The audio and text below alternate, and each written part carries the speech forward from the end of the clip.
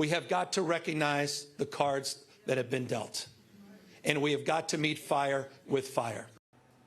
Governor Newsom puts forth an ambitious plan to counter GOP redistricting efforts in Texas. Thanks so much for joining us. I'm Marcella Lee. I'm Carlo Cicchetto. Texas Republicans are trying to redraw maps to potentially give them an additional 5 seats in Congress.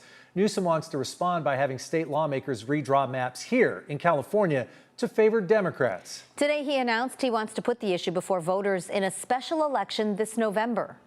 Asking the voters for their consent to do midterm redistricting in 2026, 2028, and 2030 for the congressional maps, to respond to what's happening in Texas, to respond what Trump is trying to excite. California's maps are currently drawn by an independent commission. New maps could see as many as 5 Republican seats flip to Democrats. That includes the 48th Congressional District, a seat now held by Republican Darrell Issa. CBS 8's Jenny Day is here with what voters in Congressman Issa's district are saying about the potential changes. Jenny? Yeah, so Congressman Issa's district covers cities such as Fallbrook, Escondido, Ramona, Santee, Lakeside, and Poway.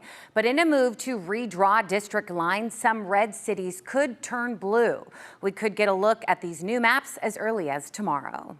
Our votes or our say-so to be lost by redistricting. Not everybody in the state of California is aligned with Gavin Newsom and his agendas. California is moving forward with plans to redraw congressional lines. It would require a 2/3 vote in both chambers of the state legislature. The plan would then go on to the November 4th ballot for voter approval in a special election that would cost millions of dollars. Since we do have a super majority of Democrats in Sacramento, you know that if they have the power to redraw these lines, that basically Republicans are going to be drawn out. I spoke with the chairwoman of the Republican Party of San Diego County. We already have a very thin representation here in the state of California, and Republicans would stand to lose some of those seats potentially, and changing the balance in Congress is the power of the purse.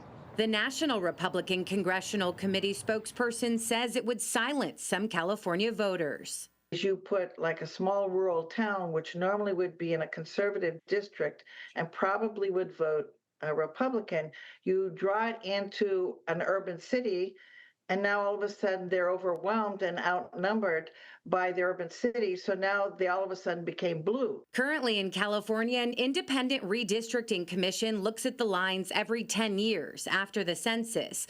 But a yes vote on the ballot would return the map-making power to lawmakers through 2030, potentially putting up to 5 congressional seats in Democratic territory for the midterm election. It's a blue state, but there's a lot of representation on the other side as well. California Democrats already hold 43 of the state's 52 House seats, but Republicans currently hold a 7-seat majority in Congress. One side hoping to keep the power, the other aiming to take back control. And again, this only moves forward if Texas moves forward with its plans. So keep it here for developments. There will likely be many legal and logistical hurdles as well. But for Governor Newsom and other California Democrats, it could all be worth it. And other states have already shown interest in doing the same. Carlo, Marcella. Thanks, Jenny.